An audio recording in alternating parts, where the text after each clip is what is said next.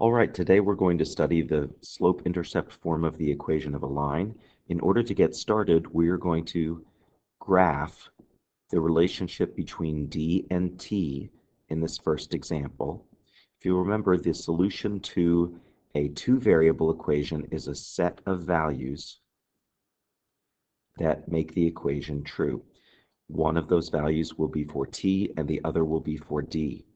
So I'm going to pick a value of t to plug into this equation, and I'll pick 0 because that's usually a very easy value to plug into the equation. And if t is 0, then the value of d would be negative 2/3 times 0 plus 5, which if we do the arithmetic turns out to be 5. That's going to result in a point on this graph, and we will label the horizontal axis t and the vertical axis d, and that's going to result in a point where t is equal to 0 and d is equal to 5, otherwise known as the point 0, 5. Let's plug in another value of t, and what you'll notice is that we have to multiply that value times negative 2/3. Therefore, it will be easier for us if we pick values of t that are multiples of 3. So if we plug in 3 for t, then d turns out to be negative 2/3 times 3 plus 5. If we do the arithmetic, negative 2/3 times 3 is negative 2, plus 5 is equal to 3. That's going to give us another point of 3, 3 over 3 up 3 on the coordinate axes. Let's pick one more point where t is equal to 6, another multiple of 3. If we plug that in, negative 2/3 times 6 is negative 4, plus 5 is 1. Therefore, we'll have a point 6, 1 on this graph. What you'll notice is that all the points fall in a straight line, and so if we graph the line, you'll see that it has a rate of change or a slope that's associated with it. Okay, what do we notice about the graph? The initial distance, or the distance that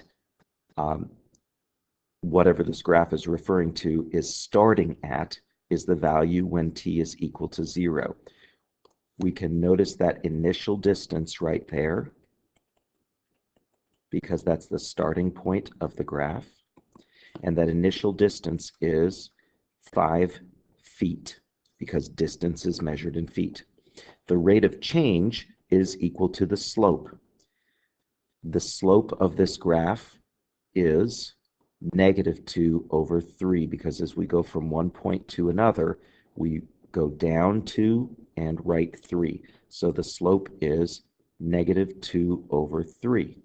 Now, in this graph, the vertical distances are measured in feet and the horizontal distances are measured in minutes.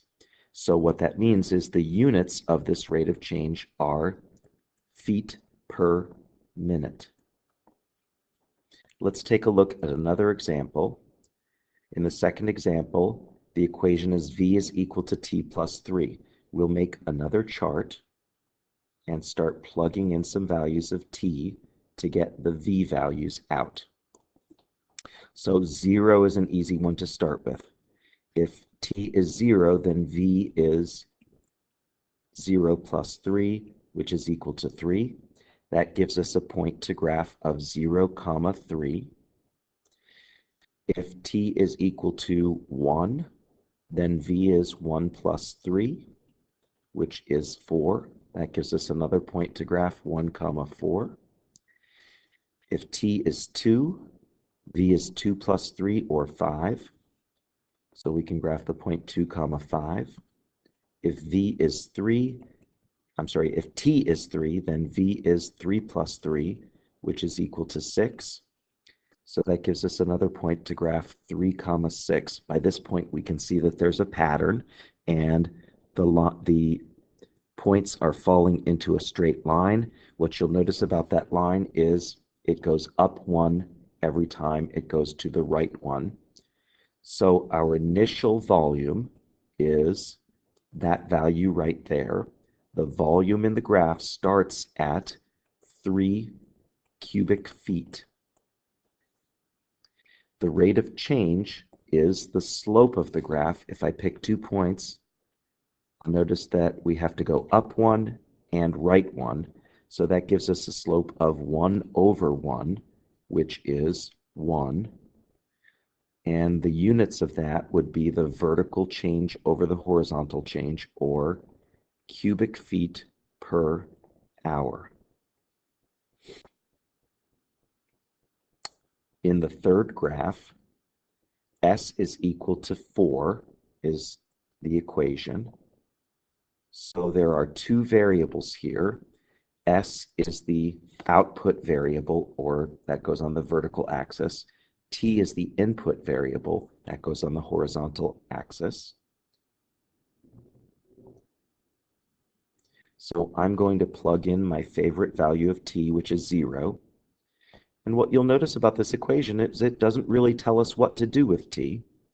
The equation says one thing: S is 4. So I guess it doesn't matter what t is. S has to be 4. That gives us a point to graph, 0, 4. And I can plug in any other value of t that I wish. If t is 2, then S must still be 4. That gives us another point to graph, 2, 4. If t is 3, then S still has to be 4. That gives us another point to graph, 3, 4. By this point, we know there's a pattern, or notice there's a pattern, and this one turns out to be just a horizontal line. So what is our initial speed, or S? Our initial speed is 4 miles per hour, and our rate of change is the rise over the run. What you'll notice about this graph is that the rise is equal to 0. There's no vertical change whatsoever. So 0 over any other value other than 0 will be equal to 0. So our rate of change is 0. Now the units of that rate of change are the vertical change, miles per hour, over the horizontal change, seconds. Did you notice anything about the equations and the relationship to the initial speed and the rate of change? What we should notice is that the initial value is the number that is added to, in the first example, negative 2/3 t. So the number that's added to it is 5. My highlighter's not working. And so 5 is the initial value. What you should also notice is that the rate of change is the number that multiplies the input variable, t. The same thing is true in part B. The initial value is 3, and that was what was added to t. And the rate of change is 1, and that matches the invisible 1 that multiplies the t in that equation. In the third equation, we don't exactly see everything, but we can use the same pattern to rewrite that equation. We can rewrite that equation as S equals 0t plus 4. 0 times t is 0. 0 plus 4 is 4. So S equals 4 is just a simplified version of that same equation where we can actually see the rate of change and the initial speed.